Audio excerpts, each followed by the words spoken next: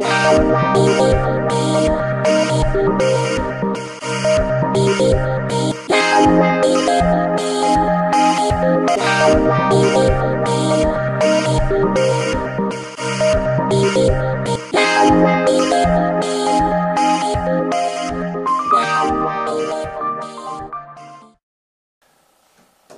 Bamama Bandeko, mesdames, mesdemoiselles, messieurs, bonsoir.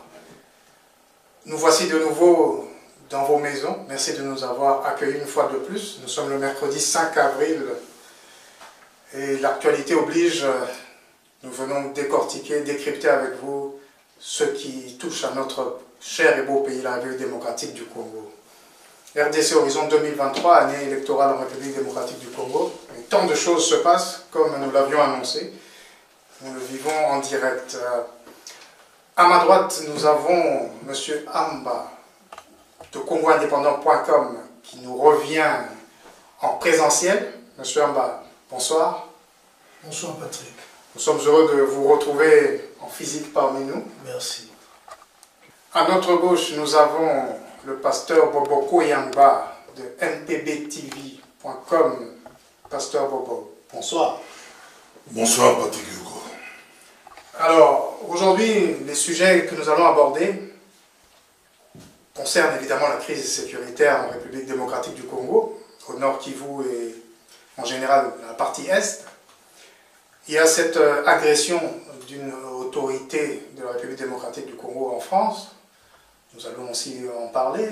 Et l'état d'avancement de l'entreprise de la CENI, la Commission électorale nationale indépendante, dans ses différentes phases d'enrôlement, d'identification, de fichiers électoraux pour cette année électorale. Et nous terminerons avec un point particulier concernant l'homme d'affaires Dan Gettler, américain, israélo-américain, qui est en affaire avec la République démocratique depuis l'ancienne administration, celle du président Joseph Kabila, sénateur à vie aujourd'hui, et les dernières déclarations ou articles qui le concernent.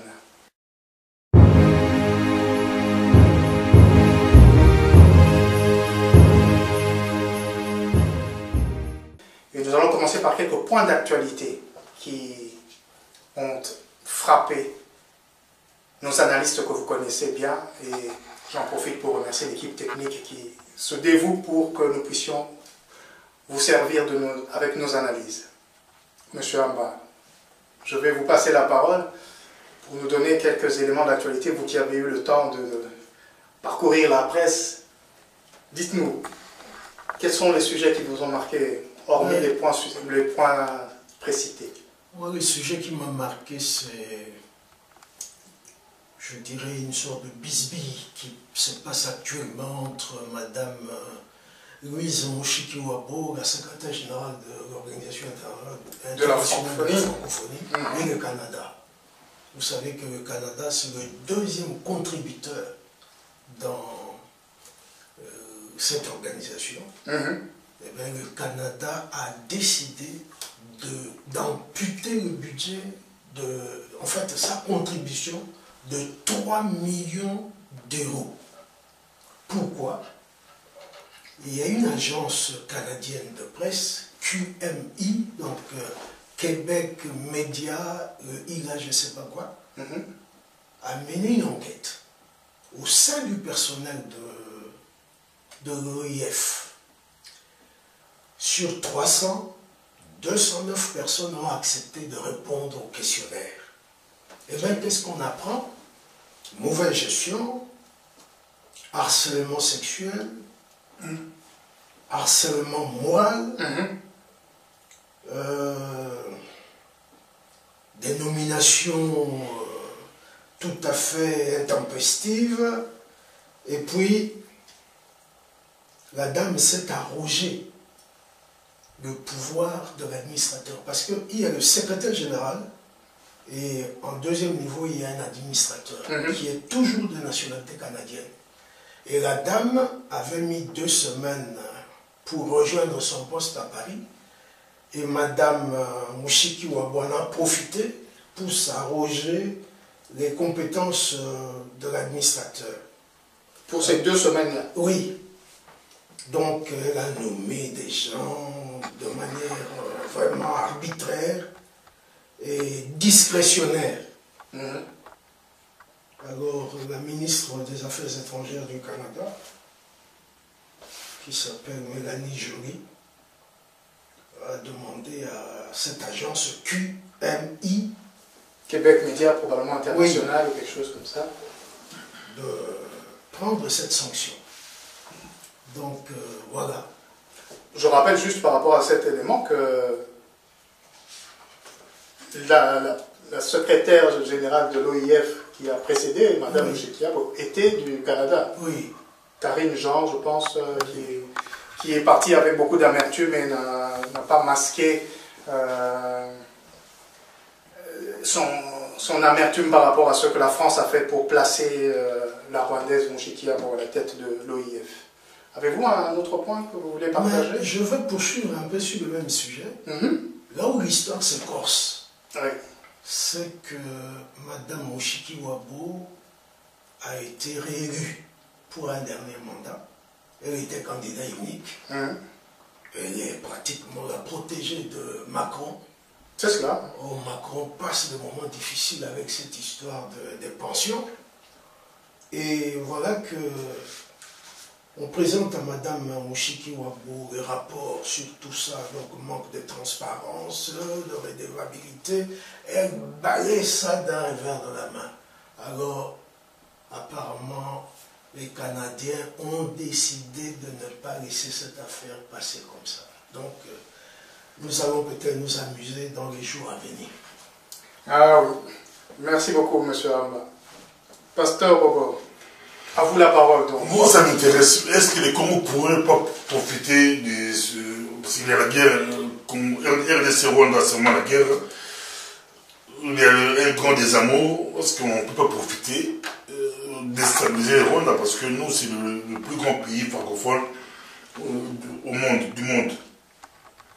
Congo, vous êtes où? Le gouvernement congolais, vous êtes où? C'est clair qu'on peut appuyer le Canada et enfoncer Mushikiwabo parce que on ne sait pas si le gouvernement congolais, ça le compte des deux, ont vu ces choses comme M. Baudouin l'a décrit. Moi, j'ai beaucoup de sujets à traiter, mais j'ai prendrai peut-être deux. Commençons par le premier. Le premier, c'est affaire Jean-Pierre Bemba. Donc, le nouveau ministre de la Défense au rang de vice-premier ministre. Il y a eu un bruit qui a circulé dans la ville, il y a un grand combattant congolais qui s'appelle Boketou.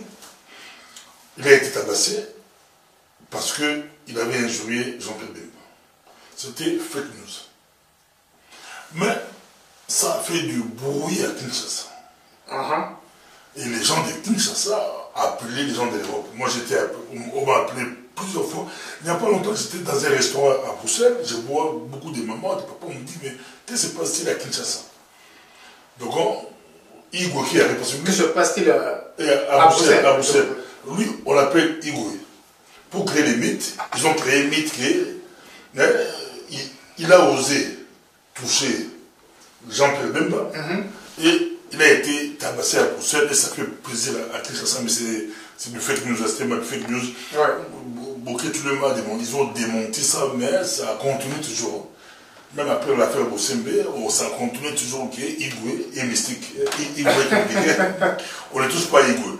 Bon, ça c'est Kinshasa à sa façon de voir les choses. Mais je prends encore Jean-Pierre Bemba qui... Comme deuxième point, oui, une méthode de Jean-Pierre Bemba qui arrive, c'est comme si ça suscite un peu l'espoir, l'arrivée de Jean-Pierre Bemba. Bien que leur communiqué, que j'ai suivi, au niveau du gouvernement, ils disent qu'ils ont tué 3 Rwandais. On n'a pas compris. Ils ont tué 3 Rwandais. Où sont les corps? Ils ont été tués au combat. C'est comment? C'est où? Mais Jean-Pierre Bemba qui a déclaré qu'il va commencer à identifier les officiers. Il faut identifier les officiers militaires congolais. Là, c'est une très bonne chose. C'est la chose qu'on demandait, la chose que beaucoup de personnes... Ça peut être le début de la solution de la guerre. Si on parvenait à identifier tous les officiers militaires au niveau du FARDC.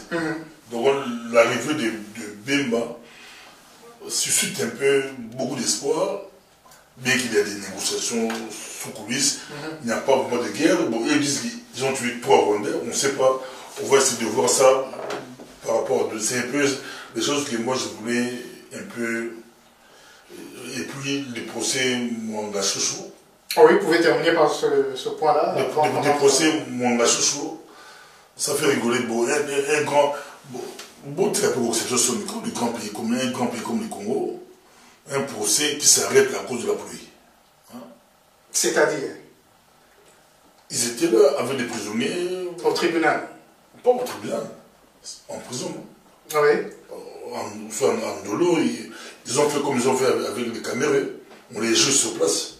Tribunal forain, ou quelque chose de ça. Oui, donc on les juge sur place. Mais malheureusement pour eux, ils pouvaient avoir il fallait acheter ou avoir des chapiteaux. Mais c'est vraiment Ils n'ont pas eu recours au service de météorologie de l'État pour savoir qu'il allait pleuvoir. Même s'il n'y avait pas de pluie et le soleil. Donc c'était vraiment, c'est ridicule. Hein. C'est ridicule. Le pays est grand, organisons-nous. Rendons le Congo grand. Le Congo peut redevenir grand. Le Congo de Lumumba, le Congo de Kassavubu, le Congo de Mobutu. C'était un grand pays. Merci, Pasteur. Ça fait un peu pitié. Je voudrais ajouter quelque chose. Vous pouvez ajouter? Parce que depuis un certain temps, je crois, ça fait 4 mois maintenant, il y a un grand procès en Guinée. On juge l'ancien régime de Moussa Dadis Camara. Le capitaine, hein? Oui, il y avait des opposants qui avaient manifesté au stade et on a envoyé la gendarmerie, des militaires, ils ont tapé, ils ont tué, ils ont violé des femmes. Alors, il y a un procès maintenant. Le procès, l'affaire date de 2009. Le procès a lieu maintenant, donc 13 ans après. Mais il faut voir le tribunal, la présentation du prétoire. C'est l'Union européenne qui a financé. N'ayons pas honte. On peut leur demander.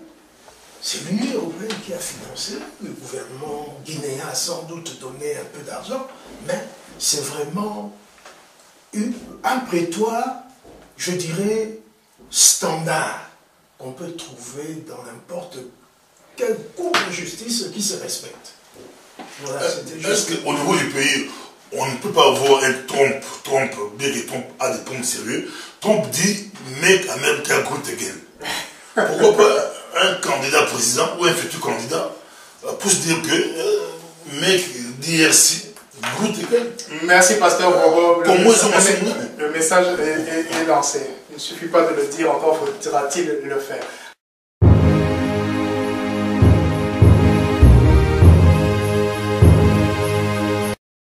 Il y a cette autorité, ce président du Conseil supérieur de l'audiovisuel et de la communication, oui. Un organe, un institut d'appui à la démocratie en République démocratique du Congo qui se trouvait en France et qui, semble-t-il, a été agressé. Je ne sais pas si vous avez entendu parler de cette affaire. Est-ce qu'on peut brièvement en parler avant de parler de choses beaucoup plus sérieuses? Oui. Monsieur Amba, Monsieur Mossimé a été agressé dans le parking de son hôtel à Argenteuil, donc Argenteuil, un quartier UP de Paris, c'est ça, hein? Et pour la quartier populaire ou UP? UP. UP. Il était dans un hôtel, un grand hôtel. Il était là en vacances ou en mission de travail? Il est venu apparemment en mission parce que je l'ai vu, il s'est fait photographier devant le siège de Canal+. Parce que comme vous savez, enfin ça c'est une parenthèse. Oui, mais parlons-en parce que c'est quand même votre autorité, oui, entre guillemets. Canal+ vend chez nous des bouquets, comme tous les opérateurs, les télédistributeurs font ici. Et chez nous, il y a notamment des chaînes rwandaises qui passent. Oui. Or, les Rwandais ont supprimé toutes les chaînes congolaises dans le bouquet que Canal diffusait là-bas. À Kigali. Ah oui, à Kigali. Et Bossembe avait décidé, avait demandé la réciprocité. La réciprocité simplement. Et le fait qu'il se soit fait photographier devant Canal+, j'imagine qu'il est venu pour peut-être arrêter un meilleur modus vivendi. Peut-être. Alors, moi, ce qui m'étonne, avec les peu de connaissances que j'ai en matière d'enquête policière, Bossembe, président du Conseil supérieur de l'audiovisuel et de communication, quitte Kinshasa, moi je n'étais pas au courant qu'il voyageait. Qui savait qu'il va effectuer cette mission? Qui savait qu'il a pris un avion tel jour à telle heure? Et qui savait qu'il va résider dans ce grand hôtel? Normalement, on contacte l'ambassade dans ce cas-là, quand une autorité de l'État se déplace comme ça à l'étranger. Ça dépend des gens. Hein. Il y a des gens... Mais il y a un protocole de sécurité, non, pour les autorités ou pas? Pas nécessairement. Nous, on a été vraiment ostracisés durant la conférence nationale. Oui. Ambassade de Mobutu, Boti Amakoro je m'excuse, mais le cardinal Laurent Mosengo arrivé à Bruxelles, nous on apprenait ça par les médias. L'ambassadeur apprenait que le cardinal qui préside le Haut Conseil de transition, du Parlement de transition. Oui. Au Conseil de la République. Pourquoi? Ben oui, l'ambassade de Mobutu. Donc, mais dans ce cas-ci, voilà le président, c'est ça qui arrive. Et... Je n'en sais rien. Mais Bossembe n'a pas été agressé à l'aéroport, mais à son hôtel. Donc, dans le parking. Dans le parking de son hôtel. Quels sont les motifs, les griefs qui lui étaient reprochés? Qu'est-ce qui lui a valu? Il n'a rien dit, mais un mot, une épithète est sortie. Collabo. Donc, on peut décrypter ça. Mais il a porté plainte pour tentative d'assassinat. Il semble qu'on l'avait étranglé sérieusement. N'eût été les sirènes de la police, il serait peut-être mort, selon lui. Donc voilà un peu le peu que moi je sais. Pasteur Bogo, vous qui parcourez les réseaux sociaux et qui avez votre réseau partout, qu'est-ce que vous savez de ce qui s'est passé en France avec le président du CSA? Pas grand-chose, à part que, apparemment, Bossembe revenait d'un rendez-vous chez un de ses amis. Son ami est venu lui déposer à l'hôtel et son ami est parti. Il n'a pas laissé monter dans le lobby de l'hôtel, puis dans sa chambre, il a laissé juste devant la porte. Ça, c'est des questions un peu bizarres qu'on peut se poser.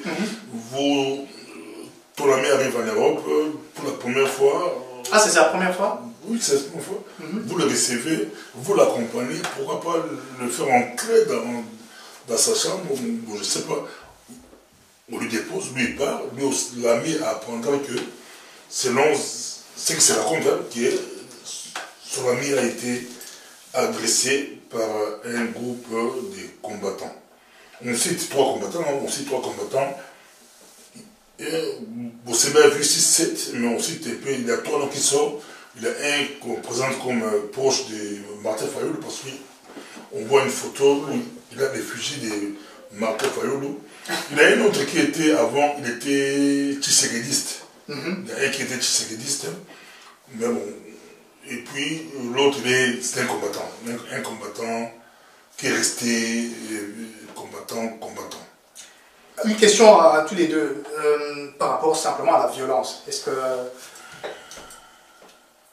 la violence que la République démocratique du Congo connaît, soit par les agressions de groupes armés dans la frange orientale de la République, soit parfois par les propres autorités militaires et policières de la République démocratique du Congo sur sa propre population, ou encore la violence que l'on voit par les opposants de la société civile qui s'en prennent, soit des artistes, soit des hommes politiques qui se trouvent en dehors du pays. Qu'est-ce que cela vous inspire? Est-ce que la violence est une façon d'exprimer son mécontentement? Est-ce qu'on peut encourager? Est-ce qu'on peut comprendre mais pas adopter. Qu'est-ce à dire?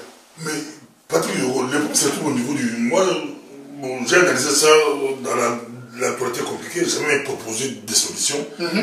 Quand vous voyez les Camérés est agressé à Paris. Vous avez Caméré qui est aujourd'hui vice-premier ministre. Ministre de l'économie. Caméré a été agressé à Paris. Il n'est pas le seul, beaucoup ont été attaqués ici en Europe. Donc les gouvernements s'en rendent compte des deux, le savent très bien. Ils viennent aussi d'Europe, ils savent tout ce qui se passe ici en Europe. Ils savent aussi leurs revendications. Moi, je condamne les agressions. Je condamne comme mot de... moi, c'est pas condamnable. Oui. Mais au niveau du gouvernement congolais, ils savent quoi faire. Moi, j'ai proposé, pourquoi pas négocier avec ces gens. On peut négocier avec eux. C'est-à-dire, pas forcément dialoguer au moins, avoir un contact. Dialoguer avec eux, qu'ils disent leurs revendications, identifier ces groupes-là, qu'il y ait échange entre les officiels. Et pas les officiels qui viennent en catimini, entre guillemets, pas de contact avec la population. Pas les acheter, parce que quand on dit combattant, c'est un groupe pluriel. C'est pas un seul groupe. Il y a beaucoup de leaders, beaucoup de groupes. Entamer des négociations franches directes avec eux pour comprendre leurs revendications. On peut faire avancer les choses. Moi, ça permet de désamorcer tout ce qui est violence. Moi, je trouve mal pourquoi négocier avec l'M23, négocier avec les groupes ADF, les groupes rwandais, là, on peut négocier avec eux. Mais pas parler avec des Congolais qui revendiquent des choses. On n'en parle pas. Il faut les associer. Monsieur Abba. Mais avant qu'on aborde une question qui me paraît importante, la personnalité de Bosembe. Dites-nous en plus. Et puis je vais revenir, si vous voulez bien me rappeler. Oui, à la question de l'usage de la violence comme mode d'expression. Bosembe, c'est un jeune juriste. Et puis il s'est lancé dans les médias. Comme éditorialiste. Qui dit éditorialiste dit quelqu'un qui émet des opinions. Parfois vous égratignez des gens. Il avait l'habitude d'égratigner le clan Kabila. Donc il a commencé sous la précédente administration présidentielle.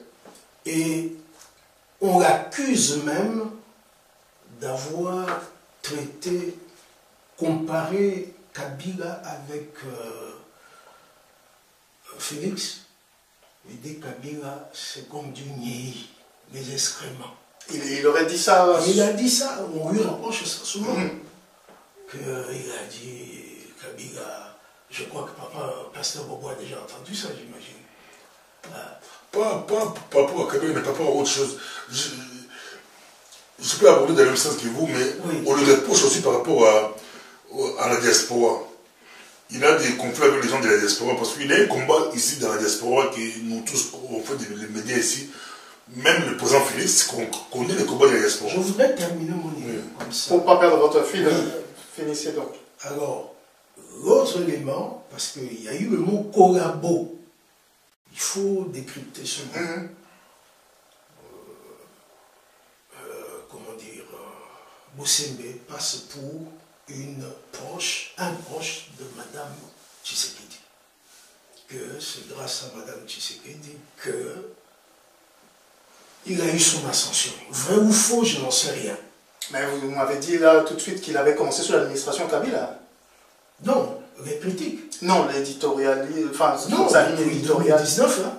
Ah, c'était donc à la fin, ok. Depuis 2019. Donc voilà un peu, le mot collabo, je crois que c'est essentiellement ça qu'on lui reproche. Alors, revenons maintenant sur la violence comme mode d'expression. Le mouvement de Banakungo est le mouvement qui a lancé un peu cette violence citoyenne, appelons ça ici. D'accord. Je crois que si je ne me trompe pas, c'est 2004. Il y avait Henri Mouquet, Didier Ramazani, Aubin Kikonka. Il y avait également Samson Mukuta, Chibaï Mukuta. Et puis de temps en temps, il y avait aussi Makoroko Tamboura, Marcel Makoroko Tamboura. Il était avec eux. Donc ça c'était en 2004, c'est eux qui ont lancé ce mode d'expression. Essentiellement de s'attaquer aux gens qui travaillent avec Joseph Kabila, qu'ils soient congolais ou étrangers, qui soutiennent Joseph Kabila. Ce qui fait qu'en 2004, Louis Michel était candidat, je ne sais plus à quel poste. Il est venu à Matongé pour demander qu'on l'appuie. Il a été chahuté comme du poisson pourri. Et cette action a monté un peu la cote de ces jeunes gens. Et vous avez évoqué ça ici avec Pasteur Bobo. Feu Guillaume Samba Caputo, à l'époque conseiller du président Kabila, Joseph. Il a dispersé les gens. Ils se sont disputés l'argent. Il y en a qui ont dit qu'il ne fallait pas prendre, d'autres ont pris, etc., etc. Et donc ça serait la continuité, la prolongation de cette violence ciblée vers les officiels congolais considérés comme je peux vous raconter les fossoyeurs de la République. L'histoire de M. Kengo. Ici, moi j'étais vraiment un de ses proches. Et ensuite je passerai la parole à Pasteur Bobo. J'étais chez moi, mon jeune frère m'appelle, il dit dans un gare du midi, je vois le vieux Kengo avec sa femme, son fils et son garde du corps. Et le jeune frère me dit, oui, voyage toujours comme ça, dépouillé de toute disposition. Protocole de sécurité, tout ça. Dispositif de sécurité. 1h30 après, j'apprends qu'il a été agressé à la gare du Nord. Donc, il y a un réseau, rappelons les irréductibles. Il était avant Tshisekediste, anti-Kabila, et aujourd'hui, ils sont devenus anti-Tshisekedi. Parce que, soi-disant... Anti-Chilombo, je me permets de faire cette nuance, puisque quand ils étaient Tshisekedi, c'était par rapport à Feu Étienne tout à fait. Disons Chilombo, mais c'est une erreur. C'est comme si on s'attaque à Mazando et non à Yogo. C'est la même personne. Donc, bref, aujourd'hui, il s'attaque à Félix. Ah, il a passé un deal avec Kabila, tout ça, et puis on dit, voilà, il a volé la place de Fayulu, etc. Donc, bref, il y a maintenant des néo-combattants qui luttent maintenant contre les gens avec lesquels ils ont combattu Kabila hier. Et notre confrère, d'ailleurs, Fabien Poussouanik, a fait partie des têtes d'affiche. Bon, lui, il ne descend pas dans la rue, mais bah, ses analyses, tout ça, donc... Bon, je le dis en passant, mais c'est juste par boutade, mais je crois le présentateur de Top Congo aurait dit aussi de vous que vous étiez opposant à tout également, mais c'est par boutade. Vous avez quand même le droit vous avez le droit d'y répondre si vous voulez. Fabien aussi a été victime d'attaque. Moi j'étais présent quand on a agressé Fabien. Fabien aussi a été agressé. Moi j'étais là. On agresse Fabien. C'est un mouvement qui a commencé et puis... Vous vouliez parler tout à l'heure de M. Christian Bossembe par rapport à son profil ou ses propos qui étaient peut-être... Bossembe, c'est le produit de la diaspora. C'est la diaspora qui a lancé Bossembe. Parce que quand il s'est lancé dans les vidéos, à Kinshasa, on ne suit pas les vidéos. Sur YouTube, Facebook YouTube. À Kinshasa, c'est difficile de suivre les vidéos. Donc, il était un peu les chouchous.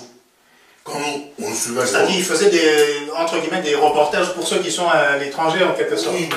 On avait un œil sur ce qui se passait dans le territoire. Avant, c'était Elisabeth Tambo qui a fait du succès. Après, c'était le groupe de Bossembe et les Samo. Les Samo, Israël Moutoum. Et qu'est-ce qu'on reproche à Bossembe si vous écoutez un peu beaucoup de gens de la diaspora depuis cette affaire? Moi, j'ai vu des gens de Maroc qui disaient même qu'il avait fait une vidéo pour dire que Ouberoua n'était un peu pas tué congolais. Là, il dit que Ouberoua tué congolais.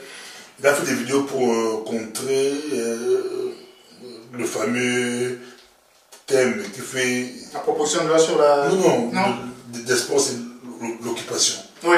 Ici, on dit que le pays est sous occupation. Lui, il passait à la télévision pour démontrer ça, que le pays n'est pas sous-occupé. Il n'est pas sous occupation. Oui, or, ça a heurté les gens. Il y a beaucoup de reproches qu'on lui faisait. Il a attaqué beaucoup de leaders de la diaspora. et les gens les suivaient. Vous pensez que toute cette agression et tout ça, ça peut être faire partie des causes? C'est comme a dit Baudet Mbaochi, sa personnalité a aussi joué. Il a fait du succès, mais apparemment c'est comme si il n'avait pas... Bon, je ne sais pas ce qui s'est passé. Il a fait du succès et en même temps, il contrait les thèses de la diaspora. C'est comme si... Ils ont fait son succès. Oui, il crachait sur la main de ceux qui l'ont montré. La diaspora est plus réelle. Lui, ça lui faisait plaisir de casser les théories. Et bon, c'est ça qu'on pourrait dire. Notre slogan, oui. À côté de Korabo, on a dit Bosembe le Rwandais. Ça, c'est le nom qu'on affuble à tout le monde. En fait, sa mère est originaire du Kivu. Ah. C'est une Havu. Hein, je ne sais pas si vous connaissez. Non, pas plus que ça, mais... Les Havu sont souvent des gens de Iridjui. Parce que le papa de Bosembe était capitaine de la gendarmerie et il était affecté à Goma. C'est un Mongo.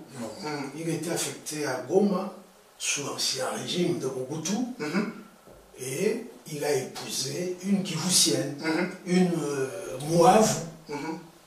Alors, les gens qui ont entendu Havu, comme il y a beaucoup de gens qui n'étudient pas beaucoup la géographie de leur pays, disent non, bah, Rwandais. Donc, ils considèrent Bosembe comme un Rwandais. Collaborer Rwandais. Ouais. Voilà. Et quand il dit que le pays n'est pas sous occupation, on dit qu'il défend la théorie du Rwanda. C'est pourquoi moi je proposerais que le gouvernement puisse prendre les devants, parler avec les Congolais. De la diaspora, habituellement. Réellement parler. Ce qu'on reproche également d'ailleurs souvent aux sénateurs et autres députés qui, lorsqu'ils sont en vacances parlementaires, ne prennent pas le temps de discuter. D'ailleurs, Mouya l'a dit dans... Qui donc? Patrick Mouya, porte-parole du gouvernement, dans son dernier speech face à la presse, il dit qu'il a révélé qu'il était avec Macron à Bandal. Après Bandal, il a accompagné Macron à l'aéroport. Et dans la voiture, Macron lui pose la question, pourquoi les Congolais de la diaspora sont violents? Et quelle fut sa réponse? Il lui dit que donc, d'abord c'est votre faute, mais c'est pas aussi tous les Congolais de la diaspora, c'était un groupe, c'est vous qui les laissez, c'est votre faute. Même Macron lui pose la question. Macron qui était à Kinshasa, il est à Bandal, bien accueilli, passé par là. Mais Macron avait les dossiers, il lui glisse, pourquoi les Congolais de la diaspora sont... Donc Macron connaît aussi les dossiers. Bien sûr. Donc la violence a quelques conséquences qui peuvent favoriser certaines choses.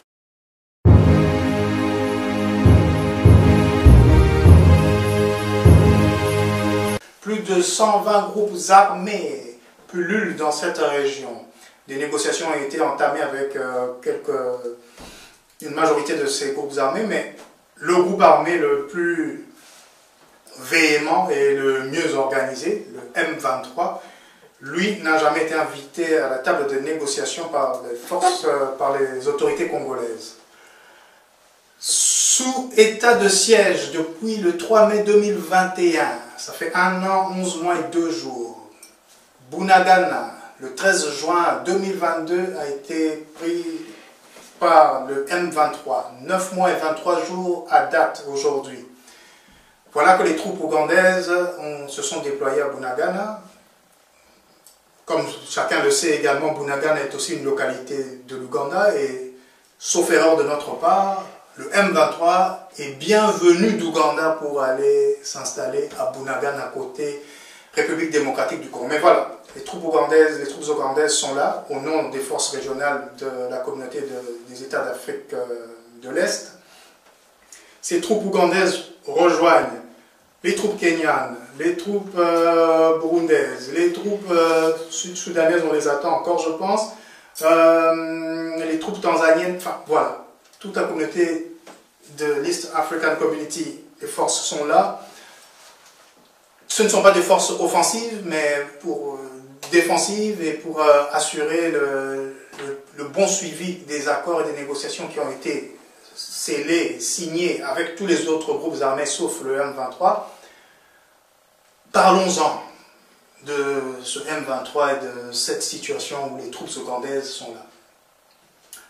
Monsieur Amba, je vais vous passer la parole. On entend dans les médias, etc., que la population congolaise s'étonne de voir que ce sont les troupes ougandaises qui viennent se mettre là à la place du M23. Pour eux, c'est blanc bonnet et bonnet blanc. Qu'en pensez-vous?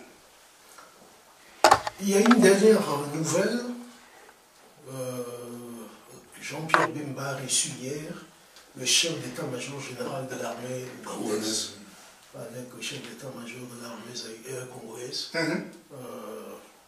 Je ne connais pas les détails, mais je crois que Jean-Pierre Bemba est préoccupé peut-être comme nous aussi. Jean-Pierre Bemba, ministre de la Défense, vice-premier ministre, qui connaît très bien l'Ouganda pour avoir été soutenu avec sa rébellion, le mouvement de libération du Congo. Moi, je crois que sans, comment dire, remuer le couteau dans la plaie, le président Tshisekedi doit être vraiment dans l'embarras actuellement. Pourquoi donc? On a rarement vu les Congolais s'y opposer. Parce qu'il y a d'abord le malentendu entre lui et les membres de l'EAC.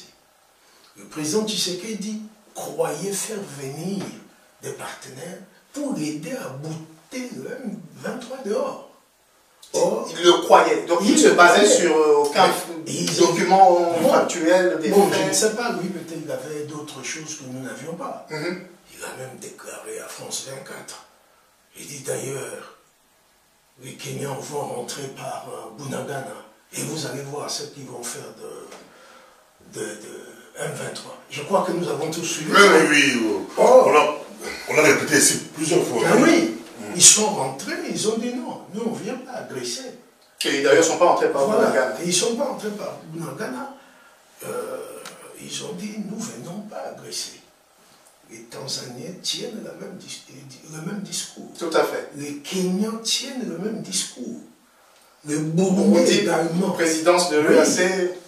Et puis, le Sud-Soudanais, je ne sais pas, mais je ne crois pas qu'ils viennent pour affronter. Ils ont déjà pas mal de soucis dans leur pays. Je n'ose pas citer le nom de notre technicien, mais le pays, notre pays frère Angola, a décidé d'envoyer des troupes. Pas des troupes combattantes. Oui, pas de troupes. On a parlé de 500... Oui. Donc aujourd'hui, les Congolais sont presque unanimes que ces troupes de la communauté de l'Afrique de l'Est ne servent à rien et ils doivent quitter le pays. Peut-être qu'il y avait, comme vous le disiez, un malentendu sur les accords. Malentendu. Voilà. Et voilà, le chef de l'État est un peu pris dans ce malentendu. Lui, il passe maintenant, je n'ose pas dire pour l'idiot du village, mais c'est tout comme. En plus de cela, comme nous l'avions rappelé, nous sommes sous état de siège dans 2 provinces de la République, et malgré tous les efforts déployés, que ce soit en matière de diplomatie, des propos désobligeants par rapport au Rwanda, des propos parfois objectifs et réels sur ce qui se passe, etc., malgré tous ces éléments, nous n'avons toujours pas de résultats. Sauf maintenant, nous voyons que au final, ce ne sont pas par les bottes, par les coups de feu qu'on arrive à résoudre ce problème, entre guillemets, mais par la discussion. Je vais vous passer la parole, Pasteur Bobo, et on reviendra à M. Amba tout à l'heure. Au final, nous l'avions dit ici, est-ce que la solution doit vraiment être militaire pour régler le problème de Bunagana et du M23, ainsi que des autres groupes armés? Cette question, nous l'avons posée. On a toujours dit qu'une autre alternative était de régler ce problème par la négociation, par la discussion. Pourquoi? Et M. Lannes, qui est absent aujourd'hui, nous le répétait aussi, la réforme de l'armée, de la police, des services de sécurité. Ne fallait-il pas commencer par là avant de se lancer dans ce fiasco où tout le monde, chaque chef d'État de tous ces pays voisins sont toujours, on va aider le Congo jusqu'à ce qu'ils aient une armée, on va les aider, on sera là à leur côté jusqu'à ce qu'ils puissent se réorganiser. Non, Patrick, on s'est pas lancé dans... Non, je vous passe la parole tout de suite. Maintenant que les Ougandais sont là. Qu'est-ce que vous pensez de cette situation? Avec le M23, avec sa condition préalable, oui, le territoire que nous rendons, ce n'est pas pour que les FARDC, les armées de la République démocratique. Il faut rectifier un peu. On s'est pas lancé, on a été agressé, surpris. Le Congo n'a pas eu le temps de faire ses réformes, bien que 5 ans c'est beaucoup aussi, 5 ans c'est beaucoup. Mais Tshisekedi a été, on lui a agressé. Qu'on l'aime ou qu'on l'aime pas. Non, non, ici nous sommes très objectifs, nous n'avons pas de sentiments. Mais état de siège, 3 mai 2021, Bunagana à 13 juin 2022. Donc un an après, nous avons été surpris pendant que nous étions en état de siège sur les 2 provinces où ils sont entrés. Oui, mais on nous a attaqué. Oui, ça c'est indiscutable. Il faut voir la chronologie. Je vais vous la donner. État de siège, 3 mai 2021, Bunagana à 13 juin 2022. Il faut voir la chronologie. Ils ont amené Tshisekedi à signer l'adhésion. Avant l'adhésion, il n'y avait pas de conflit. Adhésion EAC, vous dites. EAC. Ok. Avant l'adhésion, il n'y avait pas de conflit entre Tshisekedi et... Vérifiez, entre Tshisekedi, Museveni ou Kagame. Tous ceux qui sont justement dans la communauté de l'État, des États. Je crois que quand Tshisekedi était malade à Bruxelles, je crois même que Kagame l'appelait pour lui dire bon rétablissement. Ils rentrent à Kinshasa, ils se sont vus à Jordanie avec Kagame. Et après, c'était au Kenya. Au Kenya, c'était l'adhésion. On signe l'adhésion. Dès que nous signons l'adhésion, il y a un 23 par Boulangana. Pour vous, c'est un lien de cause à effet, pas une corrélation, mais une causalité. Tout était calculé. Kagame voulait qu'avant d'attaquer, cette fois-ci, il faut que les Congos puissent être membres de l'EAC. Et moi, je vois que le complot, c'est au-delà de Kagame. C'est pas Kagame lui seul. Quand on voit aujourd'hui toutes ces armées-là, l'Ouganda qui arrive, on ne va pas se battre.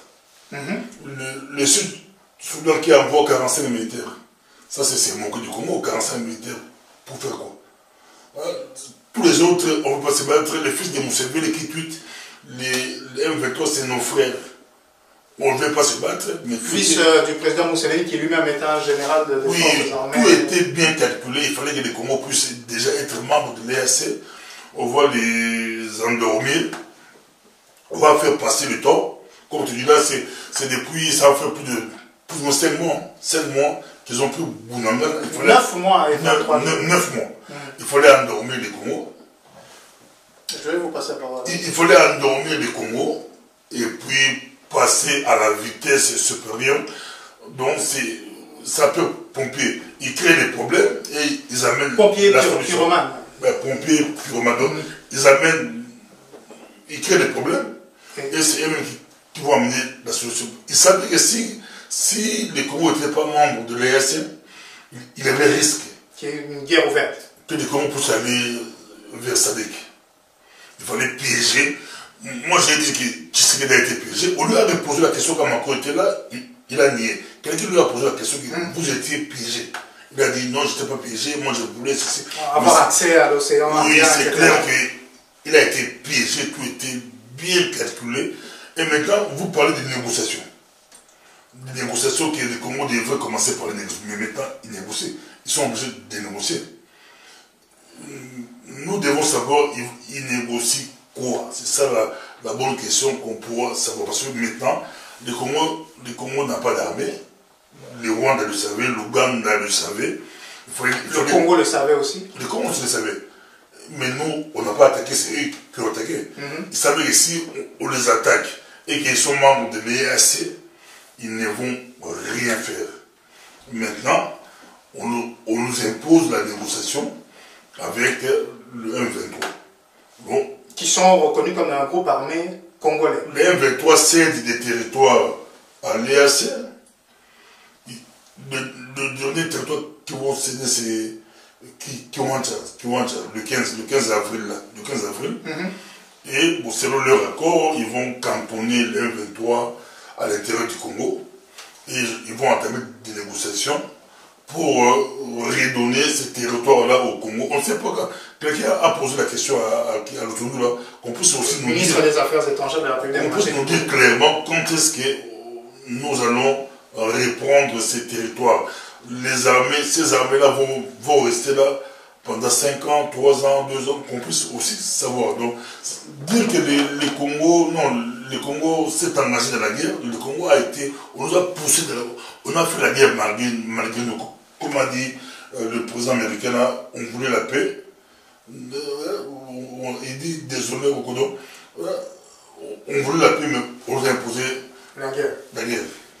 Merci, pasteur Bobo. Monsieur Amba, est-ce que vous êtes sur la même perspective que le pasteur Bobo, que le président de la République démocratique du Congo aurait été piégé en intégrant, en adhérant à l'Eastern African Community, puisque des éléments que vous-même nous aviez communiqués ici, il semblerait que c'est lui qui a écrit le premier la lettre pour demander l'adhésion. Alors, vous êtes sur la même perspective que Pasteur Bobo sur le reste de son développement, sur la chronologie, les corrélations qui dit être des causalités? Je vais tempérer un tout petit peu ce que Pasteur Bobo a dit, parce que nous savons tous, depuis que Félix Tshisekedi, Tshilombo Tshisekedi, la relation avec Kigali était au beau fixe. Madame Tshisekedi est allée à Kigali, on l'a vu danser avec Madame Kagame, tout ça et consorts. On a vu Félix la main dans la main avec Kagame en train de suivre un spectacle, quoi. Et puis, quand Félix est arrivé au pouvoir, les relations entre l'Ouganda et le Rwanda étaient, je dirais, glaciales. Ouais.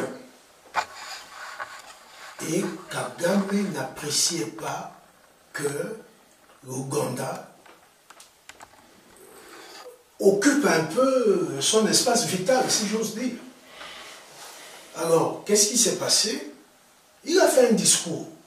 Je crois qu'on peut se souvenir. Il dit, écoutez, quand nous apprenons qu'il y a une menace contre notre pays qui se prépare chez le voisin, nous n'attendrons même pas pour demander est-ce que nous pouvons aller intervenir. Je crois que vous vous souvenez de ça. Il a dit ça. Il dit, nous intervenons. Nous ne demanderons pas de... Alors, tout le monde se demandait. Mais il y a des menaces sous. Il prétendait déjà à cette époque que nous étions en collaboration avec le FDLR pour attaquer le Rwanda. Or, les Rwandais sont incapables de citer une seule attaque du territoire rwandais depuis que Félix Tshisekedi est arrivé au pouvoir. Et puis voilà, on voit le M23 qui réapparaît. Parce que Kagame agit toujours à travers des supplétifs. Le M23 apparaît, ah voilà, on devait négocier, etc., etc. Mais on devait négocier quoi? Les Nations Unies le savent, les Africains le savent. Le Rwanda, depuis la guerre de la FDL, le Rwanda voudrait garder son influence sur le sud Kivu, le nord Kivu, l'Ituri, le Maniema. C'est l'accord qui donne même le nom au M23, l'accord du 29 mars 2009. Du 23 mars 2009. 23 mars 2009, signé côté congolais par le ministre des Affaires régionales Tshibanda. Raymond Tshibanda. Oui. Donc il faut lire cet accord pour voir les exigences du M23. Donc on devrait leur créer, si j'ose dire, une sorte de Tutsi-land sur un grand espace du Congo, à l'est, une sorte de bande où le Rwanda va exercer son influence et son autorité. Le fait d'avoir adhéré à l'Eastern African Community, est-ce que c'est, puisqu'à partir de là, dès qu'on a signé les traités, ça a été ratifié, etc., en réalité, nous devenons un seul et même espace, à tout le moins économique. C'est-à-dire, il n'y a plus besoin de visa pour traverser, je crois même qu'il n'y en avait pas au départ. Donc les gens peuvent, les biens et les personnes peuvent circuler à loisir entre les différents pays. Oui. Est-ce que quelque part, nous n'avons pas ouvert la porte nous-mêmes à ce que, comme on l'a souvent répété ici, à ce que les producteurs puissent nous envahir avec des biens que nous, grands consommateurs, allons prendre, et d'autre part, ils vont tirer les seuls éléments que nous produisons, c'est-à-dire les matières premières, produire entre guillemets, et les exporter. Donc est-ce qu'on n'est pas... on n'a pas été dupe, c'est-à-dire des autorités congolaises, probablement en la personne du chef de l'État, dupe en pensant obtenir un accès à l'océan Indien pour je ne sais quel... Est-ce que tout ça n'est pas simplement une erreur diplomatique, une erreur stratégique dans la gestion de notre pays, Pasteur Bobo? C'est vrai qu'il y a eu beaucoup d'erreurs, mais moi je vois comme si c'est Kagame qui est resté constant dans ses revendications, comme on dit. Il n'a pas commencé au chaud, ils ont commencé avec le roi des événements. C'est ça, c'est-à-dire c'est vraiment, vous avez raison de dire c'est vraiment constant. Oui, la cour des Lemera, il fallait prendre des joueurs 300 km du territoire. Donc, je crois qu'il est grand temps que les Congolais puissent nous révéler au grand public les revendications du Rwanda. Ils veulent quoi? Ils veulent quoi? Si on révélait ça au grand public, ça peut nous aider vraiment. Parce que comme on dit, ils veulent avoir un espace. Ils ont commencé avec Kabila, le roi des Kabila, ils ont continué avec Kabila fils. C'est comme si Kabila fils le faisait, leur donner ça indirectement. Oui. Donc il y a eu beaucoup d'officiers, beaucoup de... Les qui votaient sous Rwanda, mais de manière un peu...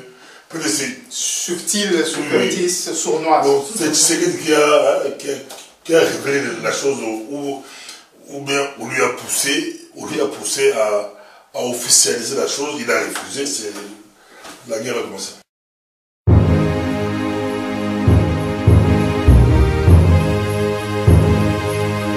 Merci, merci. On va accélérer le pas et passer au point suivant, celui qui concerne l'année électorale en République démocratique du Congo et la CENI. Je ne sais pas si ces derniers temps, on a eu des nouvelles conférences de presse ou des avancées quant aux déclarations. Habituellement, c'était celui du vice-président de la conférence électorale nationale indépendante ou quoi. Mais dans tous les cas, nous allons nous appesantir sur le nombre des enrôlés. Nous avons fait ce petit exercice pour vous, chères téléspectatrices et téléspectateurs. Un futur candidat, il sera candidat, je ne vais pas encore révéler son nom, bon, pour ne pas faire sa publicité, parce qu'il n'a pas encore déposé sa candidature. Alors, laissons ça comme ça. Il m'appelle pour me dire que c'est comme... Qu'est-ce qui se passe, Bobo? Vous les médias, vous ne parlez pas. C'est comme si le Kassai est sur... Il y a beaucoup de... Il y a une surévaluation d'enrôlés. Ils auront beaucoup de députés, ils auront beaucoup. Bien que les bruits couraient déjà. Dans les milieux des SID, les autres, c'est des bruits qui couraient. Mais lui, quand il m'a parlé, ça m'a fait un peu... Et on a essayé de voir. C'est comme si il n'a pas raison, c'est comme s'il a raison. Il y remet beaucoup d'enrôlés au niveau du Kassai, mais moi j'attends des chiffres officiels. C'est ça, parce que là pour le moment nous travaillons sur les éléments qui nous ont été communiqués par la vice-présidence de la CENI, avec les enrôlements, les 3 phases d'enrôlement, enfin les 3 aires opérationnelles qui ont été enrôlées. Et lorsqu'on regarde, pris individuellement, le Kassai comme province, c'est l'une des 26 provinces de la République démocratique du Congo, comptait 1 410 823. Ça fait beaucoup de chiffres, mais on va simplifier ça tout de suite après. Le Kassai central, 1 783 472 enrôlés.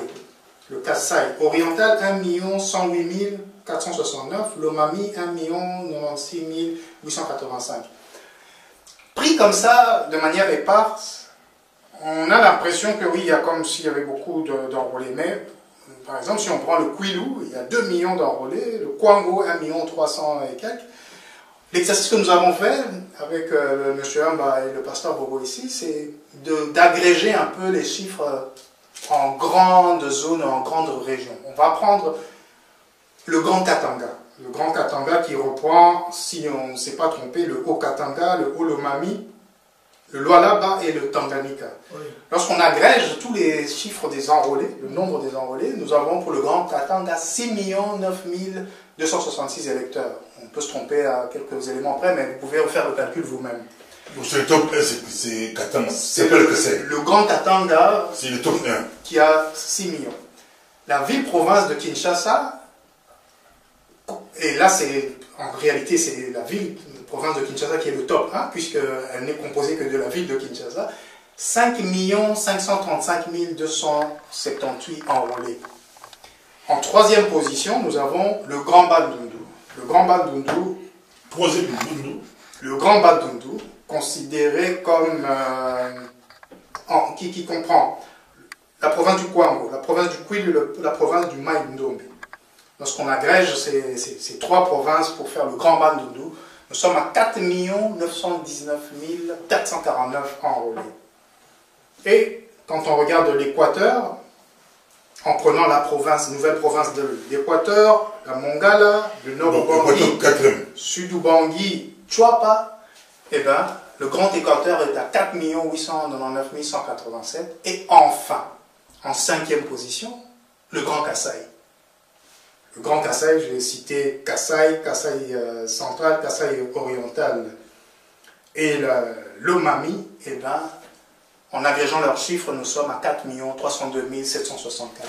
En prenant le Kivu, je n'ai pas fait la sommation, mais si on pourrait le communiquer, attendez. On l'a rajouté 10 jours. Oui. Le Kivu, ça serait pas intéressant que je vous en parle, puisque je n'ai pas fait le calcul. Mais voilà le top 5. Eh bien, le Grand Kasaï est 5e après le Grand Équateur, après le Grand Bandundu, après Kinshasa et après le Grand Katanga. Mais d'autres disent que par rapport au 2018 et 2023, c'est comme si le Kasaï a fait boum. Bon, je ne sais pas, peut-être prochainement on pourra ça demande, c'est pour ça qu'on a toujours... Il avait combien d'enrôlés en 2018? Voilà, on peut faire une étude comparée, mais cette étude, il faudrait qu'on puisse la faire. Le mieux, ça serait avec la CENI et son administration, puisque pour nous, la CENI est un organe qui travaille de manière permanente. Pour nous, que l'administration ait changé ne change rien au fait que la CENI doit tenir de manière permanente. Elle est censée travailler de manière permanente le fichier électoral. Mais on fera l'exercice pour vous, c'était juste pour, par rapport à ce futur candidat à la présidentielle, pour le dire que si on regarde les grands ensembles, les grands agrégats... On s'est débrouillé.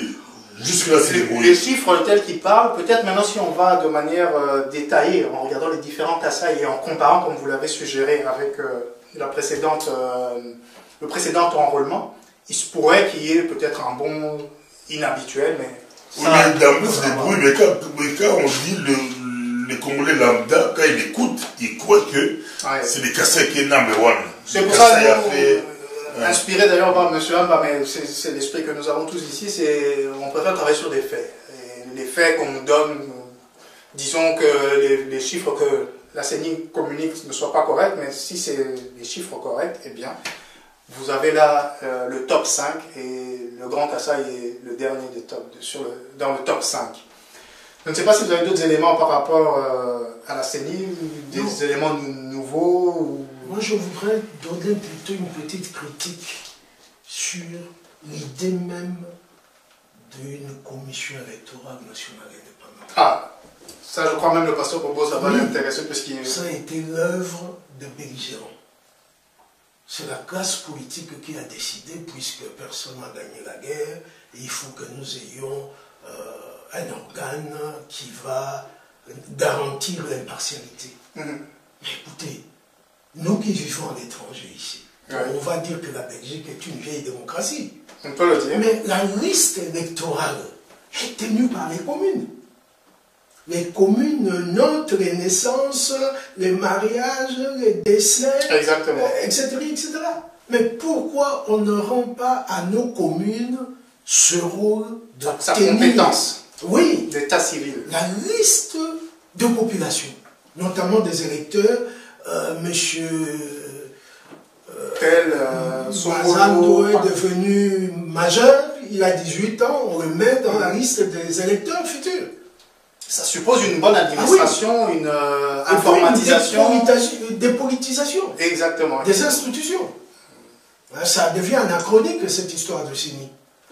Cette critique est, je crois, constructive. Pour moi, je pense qu'il est temps qu'on se mette autour de la table. La transition va continuer jusqu'à quand? Ça profite à qui? Donc, on va commencer tourner en rond, comme ça. Et est-ce que vous pensez, Pasteur Bobo, que si, par exemple, le ministère de l'Intérieur organisait les élections, est-ce que ça serait plus intéressant? Que ce soit un organe détaché, indépendant, entre guillemets, qui le fasse? Oui, pourquoi pas. Est-ce qu'on ne va pas justement dire que c'est politisé? Non, mais moi, je proposerais que ça ne profite pas au président actuel. On peut dire que, exemple, on ne sait pas qui sera président dans 10 ans. On dit que dans 10 ans, c'est fini avec la en tout cas, que l'administration reprenne sa place. Oui, voilà. Tout à fait. Et je crois que M. Hamma nous l'avait proposé, on le fera très bientôt, parler des compétences partagées entre le pouvoir central, les provinces et les communes. Ça serait intéressant de voir qu'on est en train de passer à côté de beaucoup de choses parce qu'on n'applique pas nos propres normes, nos propres lois.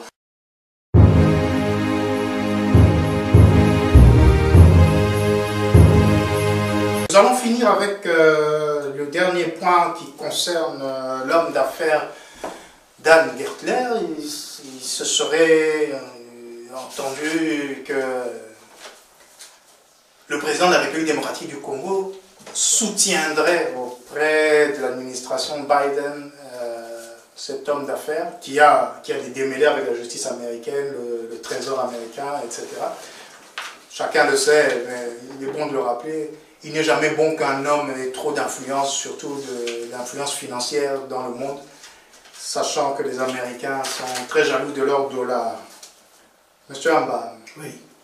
Le New York Times parle de la République démocratique du Congo. Oui, dans son édition datée du 2 avril, le très influent journal new-yorkais, je crois que vous le savez, aux États-Unis, il n'y a pas de journal national, ni magazine national. Tout, c'est Philadelphie, New York. Puisque c'est un pays fédéral. Oui, tout à fait. Alors, New York, c'est le plus influent de tous les médias, en papier évidemment. New York Times prétend que Félix Tshisekedi a écrit dernièrement à Joe Biden pour lui demander d'intervenir auprès du département du Trésor américain afin de lever les mesures de sanctions qui pèsent sur Gertler. Motif, Gertler a rendu à la République les mines, notamment de fer, que l'ancien régime, le régime de Kabila, lui avait cédé à vil prix. Comme l'État congolais a récupéré ses droits, donc l'État congolais n'a plus de grief contre Gertler. Et c'est le chef de l'État qui s'est senti l'obligation, le devoir d'aller demander la levée des sanctions. Oui, il semble que c'est Gertler qui est allé lui demander de lui rendre ses services. Bon, moi j'ai essayé un peu de fouiner. J'ai contacté des amis à la présidence. La présidence américaine, la présidence congolaise. La présidence congolaise. Ils m'ont confirmé, oui, le chef de l'État a écrit à Gertler. Et il ne l'a pas fait en se cachant. Et il ne se sent nullement en faute. Moi, j'ai dit, écoutez, faites une mise au point pour expliquer. Il dit, non, nous n'en avons même pas besoin. Nous avons saisi le président Joe Biden. Enfin, ils ont dit nous, mais c'est le président. Il a saisi le président Joe Biden en toute clarté. Donc, s'il y a un problème, c'est eux qui doivent le dire. Or, le New York Times met le côté corruptif ou corrupteur de Dan Gertler. Nous savons que la grande société Glencore, c'est suisse. Oui. Le patron de Glencore avait déclaré qu'ils avaient donné de l'argent à Gertler afin qu'il huile la machine congolaise. Des dessous de table aux autorités qui devaient leur délivrer des documents administratifs pour commencer à travailler. Donc, Gertler, c'est vraiment le diable aux États-Unis. Corruption. Et surtout l'influence qu'il a avec... Alors, on ne sait pas comment l'affaire va se terminer. Parce que, apparemment, Félix Tshisekedi croit qu'il est dans son bon droit. Il n'a rien fait de, comment dire, répréhensif. répréhensible. Donc il a contacté, oui, j'espère, tous, oui, donc, tous les conseils qui sont autour de lui. La République n'a plus de grief vis-à-vis de guerre claire. Donc on va voir comment l'affaire va se terminer. Pasteur, vous avez quelques commentaires à faire sur cette question? Oui, mais pas grand-chose. C'est comme si, mais apparemment, quand on suit l'affaire, c'est comme si Don Guettel a compris que il fallait utiliser Tshisekedi ou le gouvernement Tshisekedi pour qu'on puisse le laver. Mais c'est moins là des sous, hein. On parle de 1 milliard de PCC, on parle de 1 milliard. Non, je souris parce que c'est ce que le monsieur m'a dit, le côté corrupteur de l'homme. On parle de 1 milliard de dollars, ben, je ne sais pas si cet argent,